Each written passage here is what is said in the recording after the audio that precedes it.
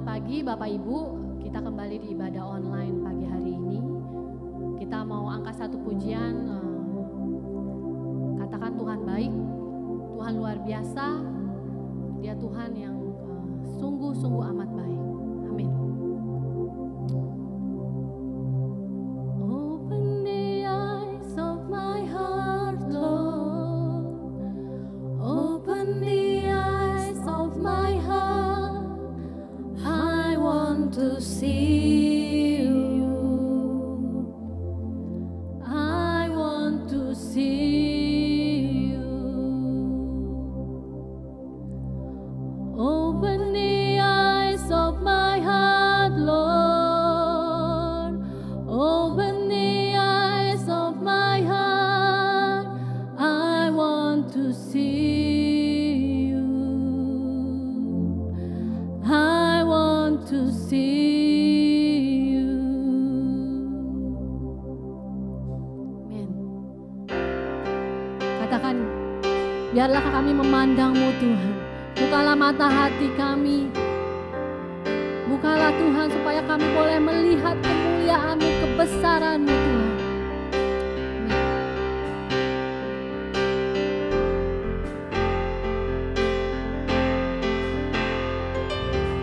Open the eyes of my heart, Lord. Open the eyes of my heart. I want to see you. I want to see you. Open the eyes. Open the eyes of my heart, Lord. Open the eyes of my heart. I want to see you. I want to see you. Katakan sekali lagi, bukalah mata hati kami Tuhan. Open the eyes of my heart, Lord. Open the eyes of my heart. I want to see you. I want to see you. Open the eyes. Open the eyes of my heart, Lord. Open the eyes of my heart. I want to see you. I want to see you. See you high. See you high and lifted up. Shining in the light of your glory. Oh, pour out your power and love as we sing, holy, holy, holy. See you high and lifted up. Shining in the light of your glory. Oh, pour out your power and love as we sing, holy, holy, holy. Open the eyes of my heart, Lord. Open the eyes of my heart. I want to see you. I want to see you. Open the eyes. Open the eyes of my heart, Lord.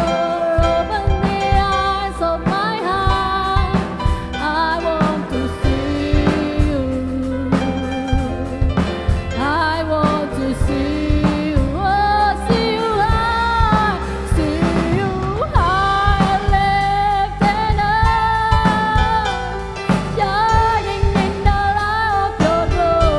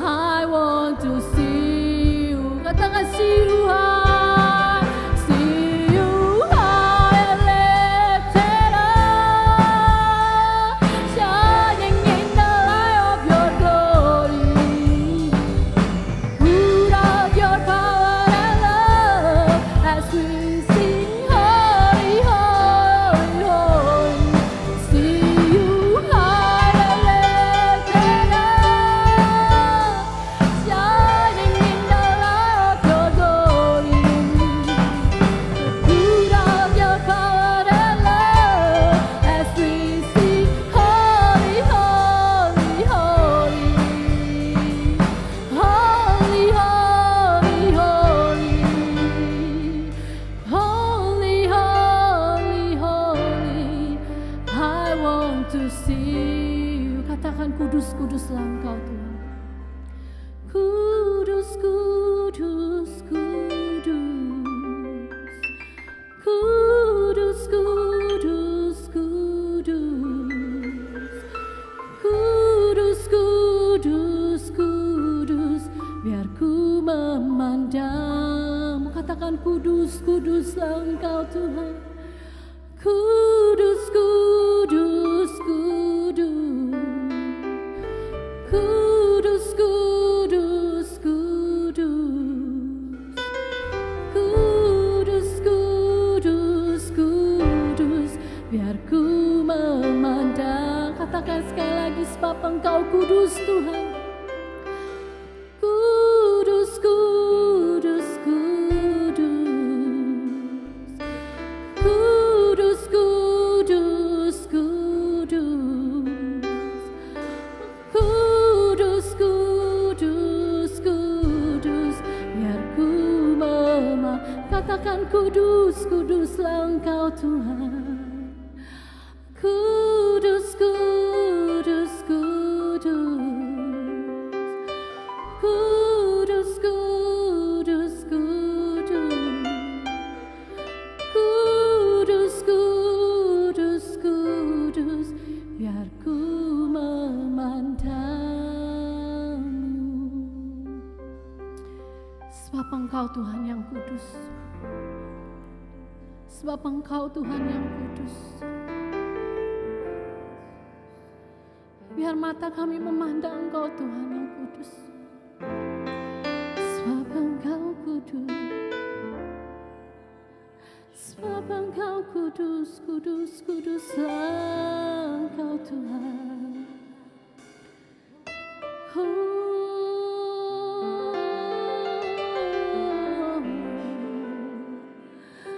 Kami memandang-Mu Tuhan. Biar kami memandang-Mu Yesus. Engkau Tuhan yang luar biasa. You are the great Lord. Kami mengasihi-Mu. Hirata karamalamaya shikina karapata. Terima kasih Tuhan. Sungguh Engkau Tuhan yang kudus Tuhan. Engkau Tuhan yang layak disembah. Engkau Tuhan yang layak ditinggikan. Kirata karamalamaya shikina karamala. Kirata karamalalamaya shikina. Kirata karamala. Kirata karamala. Uji kami Tuhan. Uji hati kami Tuhan. Kirata karalalaya shikina. Kirata karalaya shanara mala mala mala mala mala mala. Kirata karalalaya shikina karamala mala.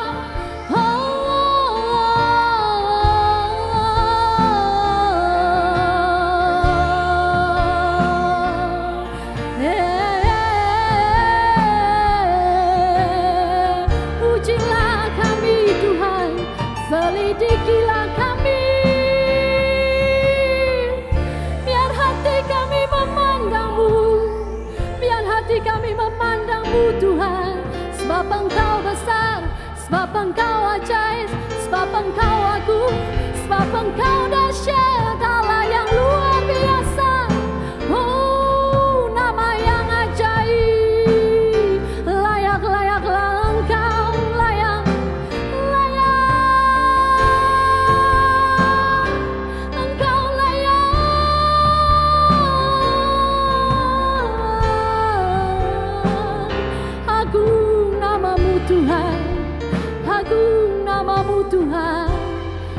agung namamu, sebab Engkau kudus, sebab Engkau kudus.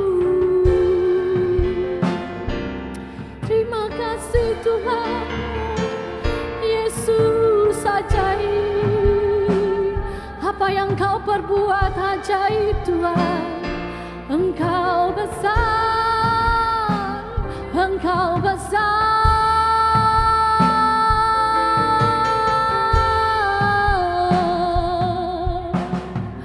Ini hati kami Tuhan, kami bawa hati kami di hadapan-Mu. Seluruh jiwa kami Tuhan, seluruh pikiran kami Tuhan, kami bawa kepadamu Tuhan. Uji kami Tuhan, selidiki hati kami. Apakah kami mau mengasihi Engkau, apakah kami mengasihi Engkau Tuhan. Kirata kara malama ya shikina kara malama, kirata kara la ya shikina kara takara. Terima kasih Tuhan, terima kasih.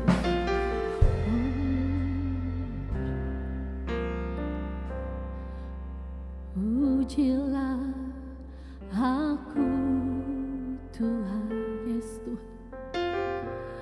Cobalah aku Tuhan, selidiki batinku dan hatiku. Mataku tertuju padamu. Katakan aku cinta padamu Tuhan. Aku cinta padamu Tuhan. Katakan aku rindu hadirat-Mu Tuhan. Hadirat-Mu Tuhan. Aku ingin selalu dekat padamu, menikmati kehadiran-Mu. Ku nyanyi hosana, ku nyanyi hosana bagi Rajaku yang duduk di tahta. Aku muliakan dan ku agungkan, Kau layak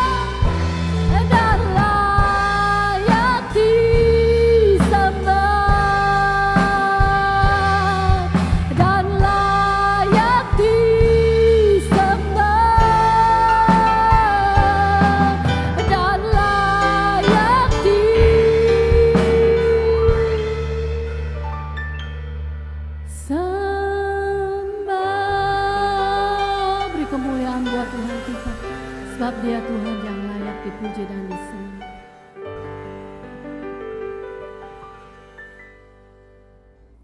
Shalom keluarga Impact, apa kabarnya?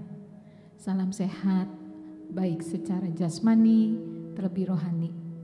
Ya, puji bagi nama Tuhan Yesus. Setiap hari dalam perjalanan hidup kita, Tuhan selalu beserta dengan kita. Ya, mari sebelum masuk dalam kebenaran firman Tuhan, saya mengajak kita semua tundukkan kepala di hadapan Tuhan. Bapa yang baik, terima kasih ya.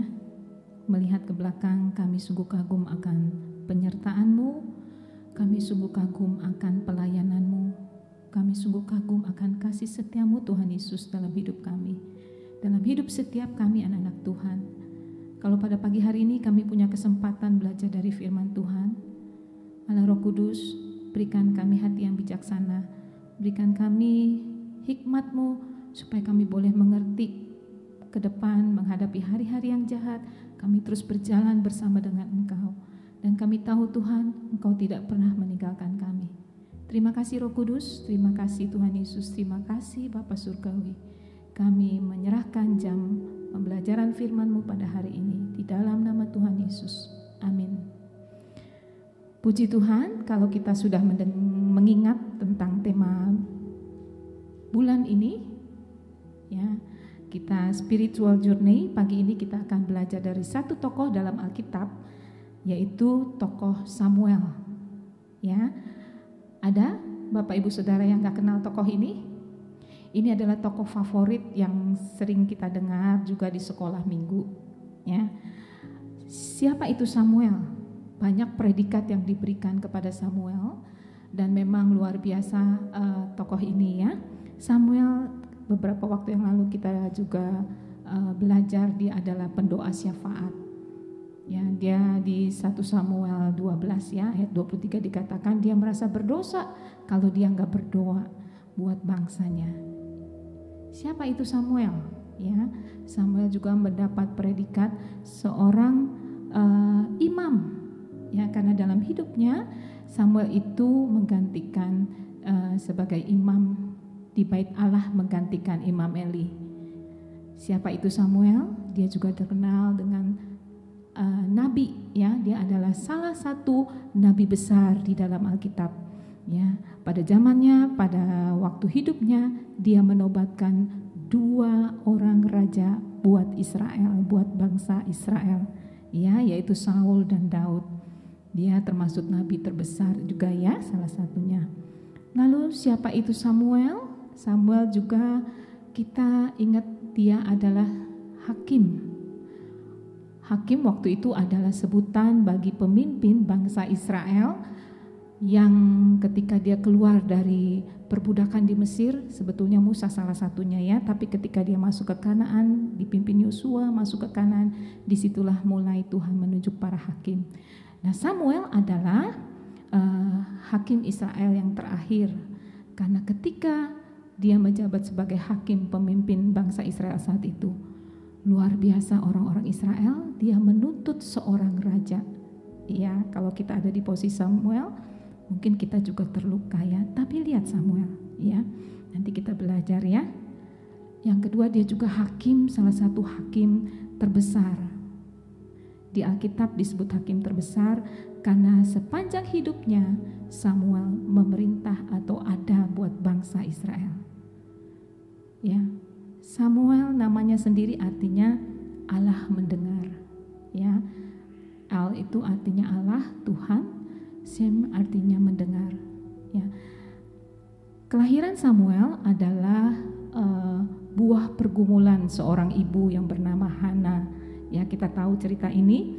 Ya, ibu Hana itu merasa luka hatinya, merasa sedih hatinya ketika madunya yang bernama Penina begitu melukai hatinya ya, begitu pedih ya, dia selalu dihina, dia merasa dihina oleh madunya, sehingga dia bergumul di hadapan Tuhan, dia meminta seorang anak ya. Makanya di 1 Samuel 1 ayat 20 di sana dikatakan Samuel itu adalah aku telah memintanya dari Tuhan. Bagaimana kita tahu ceritanya? Ya, Tuhan menjawab pergumulan Ibu Hana. Ya, setahun kemudian Ibu Hana kembali. Ya, Tuhan berkenan ya menjawab doa dari Hana. Ya, sehingga Hana merasa Tuhan berkenan mengasihinya. Ya, Ibu Hana berjanji dalam doanya di hadapan Tuhan akan membawa Samuel ke bait Allah untuk menjadi pelayan Tuhan di bait Allah, untuk melayani Tuhan. Bahkan kalau saudara baca di 1 Samuel, untuk mencukur rambutnya, Ibu Hana pun merasa gak layak. Ya, jadi dia sungguh-sungguh mempersiapkan. Saya yakin ya, Ibu Hana ini mempersiapkan si kecil Samuel, ya, sehingga dia bilang mungkin pada waktu dia tahu anaknya ini mau diserahkan kepada Tuhan, sebagai seorang ibu pasti hatinya sedih ya.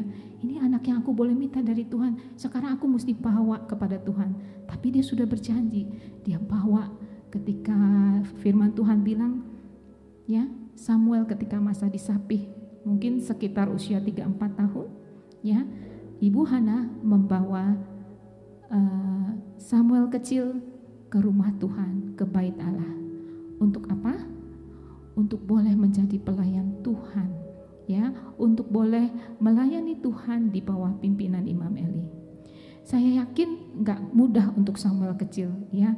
Pribadi Samuel kecil ini juga pasti, saya ingat ya waktu anak saya kecil, ya, sekitar 5 tahun, saya cuma pergi ninggalin dia, anak saya yang besar.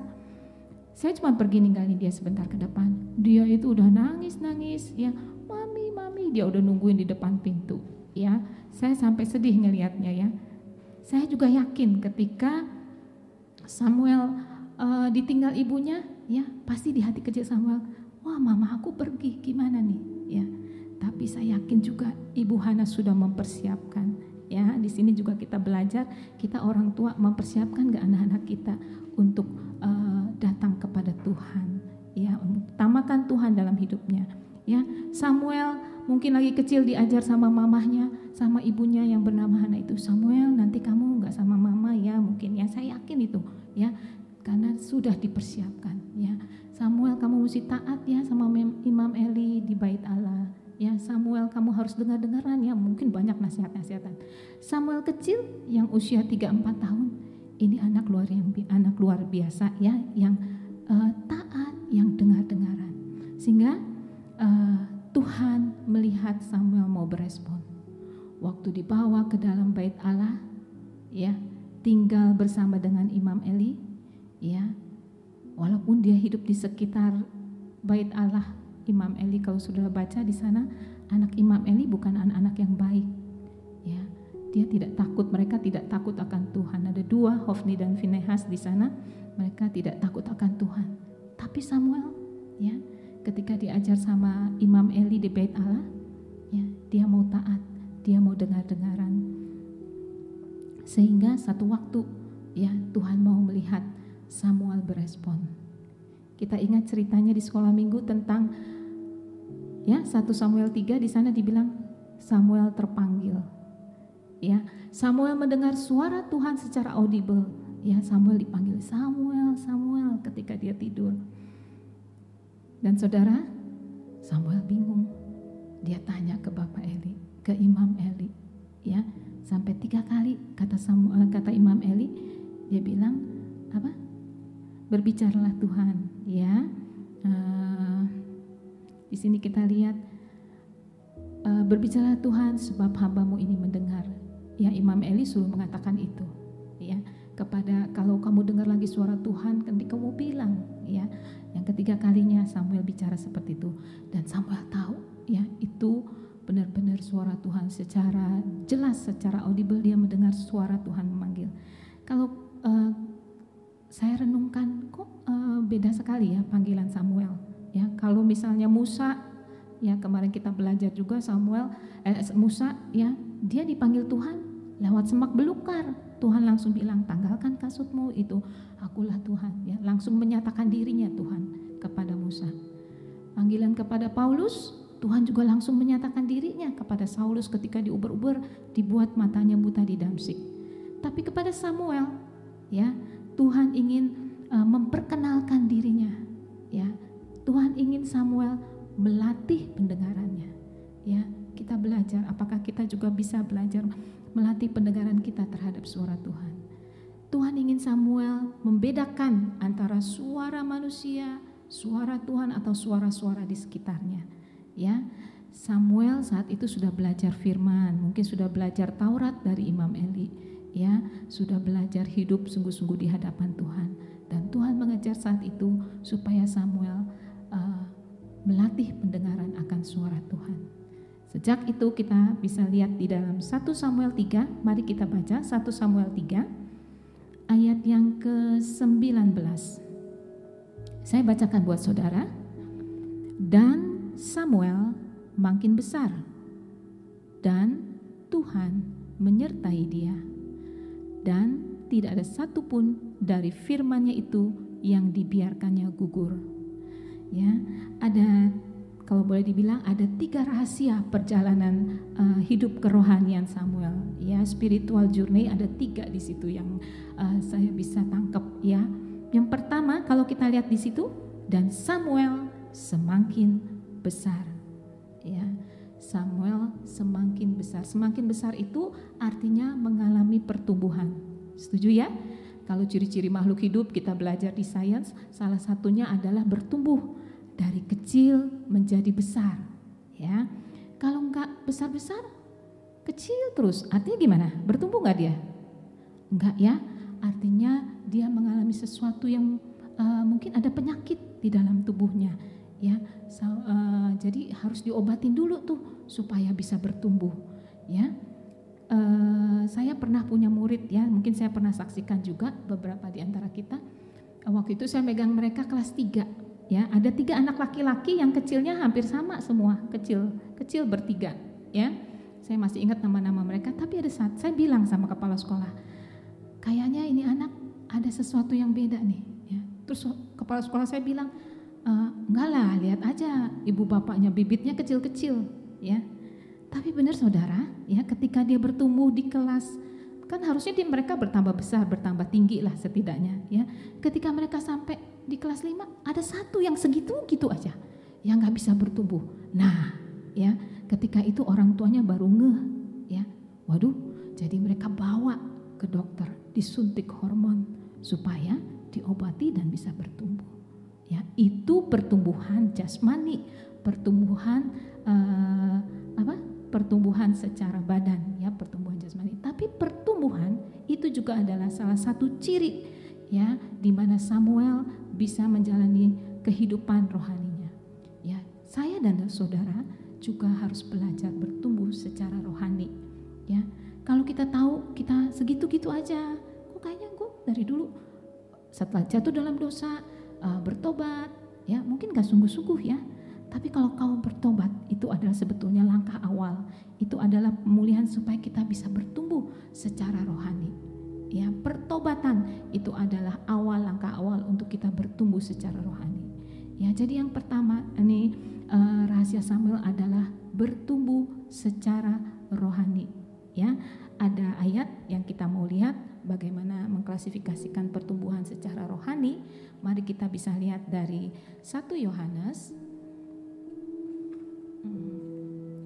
1 Yohanes 2. Kita tutup dulu ya yang Samuelnya ya, kita lihat yang Yohanes. 1 Yohanes 2. Kita mau baca sama-sama dari ayat 12 sampai 14. Kita dapat mengklasifikasikan 3 kelompok ya, di mana kita bisa bertumbuh secara rohani. Ayat 12, 1 Yohanes 2 ayat 12 saya akan bacakan. Aku menulis kepada kamu, hai anak-anak, sebab dosamu telah diampuni oleh karena namanya. 13, aku menulis kepada kamu, hai bapak-bapak, karena kamu telah mengenal Dia yang ada dari mulanya. Aku menulis kepada kamu, hai orang-orang muda, karena kamu telah mengalahkan yang jahat. Ayat 14, aku menulis kepada kamu, hai anak-anak, karena kamu mengenal Bapa. Aku menulis kepada kamu, hai bapak-bapak, karena kamu mengenal Dia yang ada dari mulanya. Aku menulis kepada kamu, hai orang-orang muda, karena kamu kuat firman Allah diam di dalam kamu dan kamu telah mengalahkan yang jahat. Ya. Dari pertumbuhan secara rohani ya banyak ayat Alkitab yang menjelaskan. Tapi ketika saya merenungkan ini ya saya bilang iya sama seperti kehidupan secara badani ya, secara jasmani ya, pertumbuhan rohani juga ada tingkatannya. Pertama, pertumbuhan ya Yohanes bilang di sini, aku menulis kepada kamu hai anak-anak. Ya, anak-anak rohani. Ya, di sini dibilang sebab dosamu telah diampuni oleh karena namanya. Jadi ketika engkau bertobat, ya engkau dosamu diampuni, engkau mengenal Bapakmu, ya engkau mengenal siapa Tuhanmu. Ya, seperti secara jasmani ketika lahir dia cuman kenal orang yang peluk dia, sayang dia, ya. Di sini juga secara rohani tingkat anak-anak itu adalah orang-orang yang baru bertobat, yang mengenal Tuhan Yesus. Cukup sampai di situ kita kenal Tuhan. Itu baru tingkat anak-anak. Apakah Bapak, Ibu dan Saudara tidak mau bertumbuh? Ya, pasti kita mau bertumbuh. Jadi kita harus masuk kepada fase berikutnya, pada tingkat berikutnya. Orang-orang muda di sini dikatakan, betul ya? Tingkat anak muda di situ dibilang, ya. Ayat 13, aku menulis kepada kamu, hai orang muda, karena kamu telah mengalahkan yang jahat. Bahkan ya di sini di ayat 14 yang bagian bawah, aku menulis kepada kamu, hai orang muda, karena kamu kuat dan firman Allah di dalam kamu dan kamu telah mengalahkan yang jahat. Ya. Pertama, tingkat anak muda itu mengalahkan yang jahat. Kamu kuat dan firman Tuhan tinggal di dalam kamu.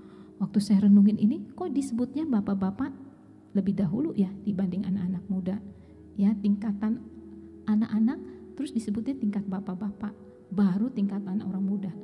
Ya, dari ayat 12 terus ayat 14 diulang.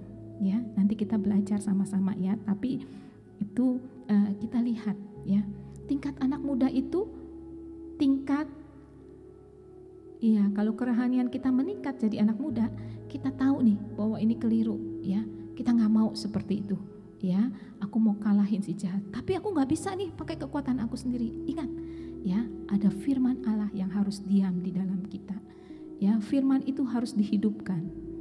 Ya, sehingga engkau bisa naik kelas ke tingkat kerohanian yang berikutnya, yaitu tingkat bapak-bapak.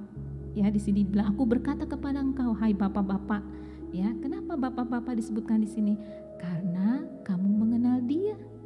Ya, kamu sudah melakukan hubungan yang intim dengan Dia sepanjang hidupmu. Ya, kamu mengalami Tuhan secara pribadi, bukan apa kata orang. Ya, kalau kata orang begini, kok beda sama aku? Makanya ngalamin pribadi dengan Tuhan. Ya, kita semua dalam pertumbuhan rohani kita harus mengalami secara pribadi. Kita harus melakukan hubungan yang intim dengan Tuhan sehingga kita tahu, ya. Ini untuk menegaskan tentang pertumbuhan. Samuel bertambah besar. Samuel bertumbuh baik secara badani, secara jasmani maupun secara rohani, secara batin. Ya, pagi ini kita diingatkan, ya, sudahkah pertumbuhan rohani kita juga sama dengan pertumbuhan jasmani kita? Kita bisa dewasa, kita bisa tua, tapi bagaimana dengan rohani saya? Ya, apakah kita semakin intim dengan Tuhan? Atau ya gitulah, ya, saat teduh bolong-bolong, ya, ketemu masalah ngomel-ngomel, ya. Kita belajar pada pagi hari ini, firman Tuhan mengingatkan saya dan saudara. Ya, jadi waktu saya renungkan firman Tuhan ini, saya bilang, Tuhan terima kasih, saya kudu naik kelas nih, saya mesti naik kelas nih. Ya, rohani saya nggak mau yang tingkat anak-anak terus nih, naik ke anak-anak muda, ya, naik lagi ke bapak-bapak, ya. Baik, ya, kita kembali lagi ke tadi Samuel. Samuel bilang di situ, Samuel 3, 1 Samuel 3, di situ ditegaskan, dan Samuel bertambah besar. Ya, ayat 19 tadi, Samuel bertambah besar, terus ada kata dan lagi, dan Tuhan menyertai dia. Ya, kalau Tuhan menyertai dia di sini, Tuhan menyertai Samuel. Kalau Tuhan menyertai, ya, artinya Samuel Samuel ini memelihara hubungan yang intim dengan Tuhan. Ya, Samuel hidup dalam kuasa dan hadirat Tuhan tiap-tiap saat. Ya, bagaimana kita, bagaimana saya dan saudara bisa mengadakan hubungan yang intim dengan Tuhan? Ya, kita mau lihat langkah-langkahnya ya. Banyak sih, tapi saya pikir ini ya poin-poin yang harus kita miliki. Ya, kalau kita mau berhubungan intim dengan Tuhan, kita harus punya kata. Satu, pertama, kata percaya. Ya, hubungan intim itu bergaul erat, ya, bersama dengan Tuhan tiap-tiap saat. Kita harus punya kata percaya. Percaya kita kepada Tuhan. Ya, harus punya kata iman kepada Tuhan. Ya, kita udah belajar tentang kata iman, tapi tidak ada salahnya kita lihat dari Ibrani 11. Ya, kita mau buka Ibrani 11 ayat yang ke-6.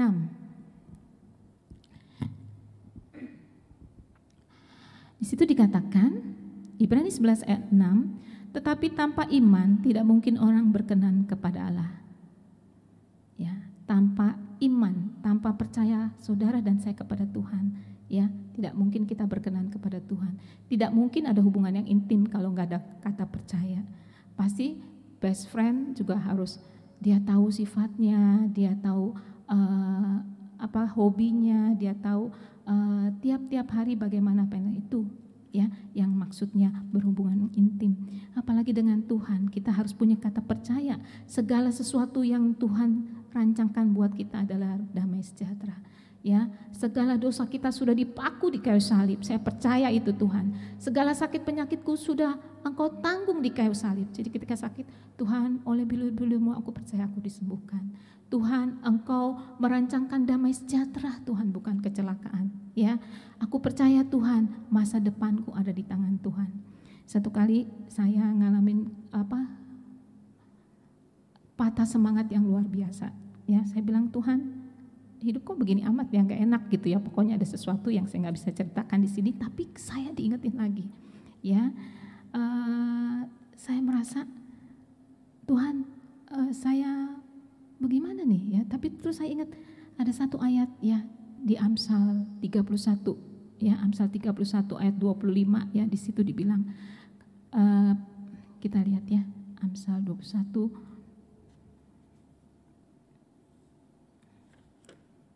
Ya, Amsal 31 ya, Amsal 31, Amsal terakhir tuh ya.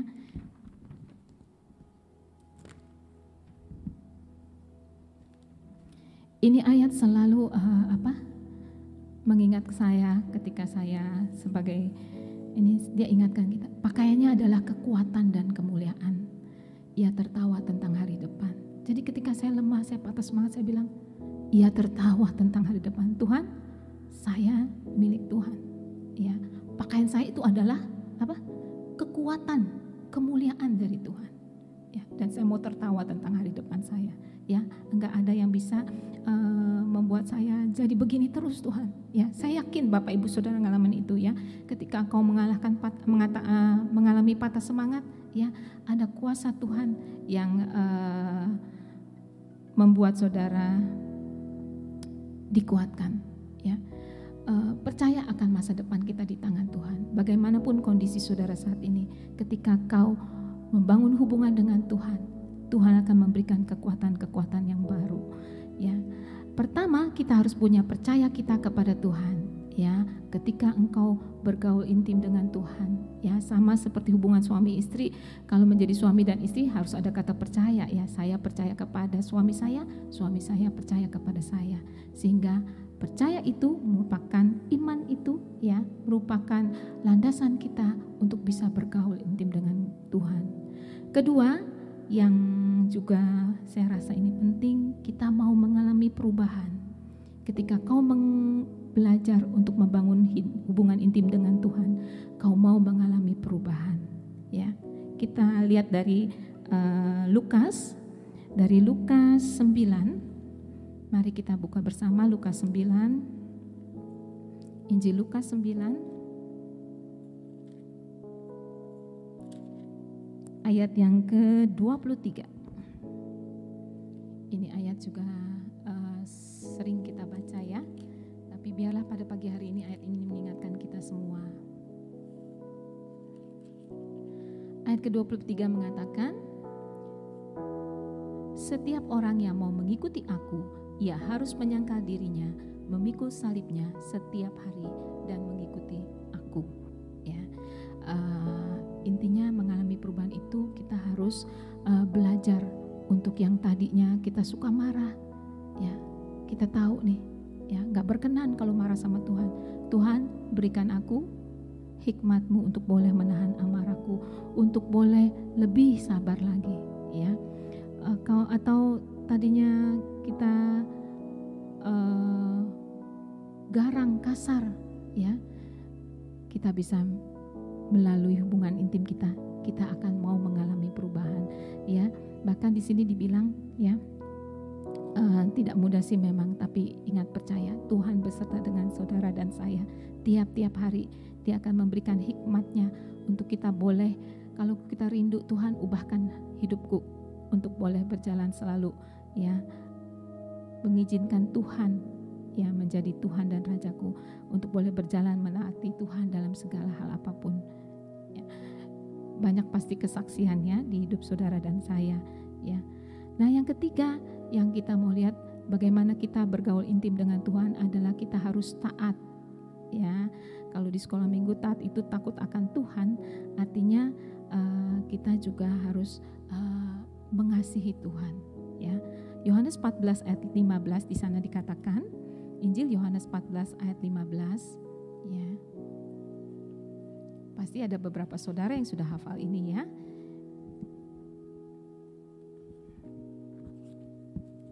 Sebentar, ya. Ya, ini tentang, jikalau kamu mengasihi aku, kamu akan menuruti segala perintahku. Ya, kalau kita mau membangun hubungan intim dengan Tuhan, artinya kita mau mengasihi Tuhan. Kalau saudara dalam kehidupan berkeluarga saling mengasihi, ya pasti mau taat. Suami memberikan suatu perintah, istri mau taat, ya, mau berkomunikasi dengan baik, ya. Kalau kita mau membangun hubungan intim dengan Tuhan, ya kita juga harus mau taat. Seperti Samuel, ya, gak mudah waktu Samuel menjadi seorang hakim, ya, seorang pemimpin bangsa. Terus saat itu rakyat Israel minta menuntut seorang raja. Sepertinya, loh, kan aku pemimpin kamu, ya. Bagaimana dong, kok kamu minta lagi pemimpin yang baru? Ya, mungkin banyak hati yang luka, tapi Samuel mau taat, ya, sama Tuhan, ya. Ketika Tuhan bilang biarin, ya, urapi, ya, Saul menjadi raja, dia jalankan perintah Tuhan. Ketika Samuel disuruh menyampaikan tentang apa yang terjadi dengan Imam Eli kemudian hari, Samuel enggak ngarang-ngarang, ya, Samuel taat apa yang Tuhan katakan, ya. Samuel ketika disuruh sampaikan kepada Saul akan akhir hidupnya, Samuel taat, menegur Raja Saul. Menegur seorang raja enggak gampang, ya, tapi Samuel belajar taat. Pagi ini kalau kita mau membangun hubungan intim dengan Tuhan, kita mau belajar percaya, kita mau belajar mau diubahkan oleh Tuhan, dan yang ketiga kita mau belajar taat kepada Tuhan, ya. Puji Tuhan, kita mau lihat lagi rahasia dari perjalanan hidup Samuel. Dari tadi kita balik kembali yang 1 Samuel 3 tadi dikatakan apa? Dan apa?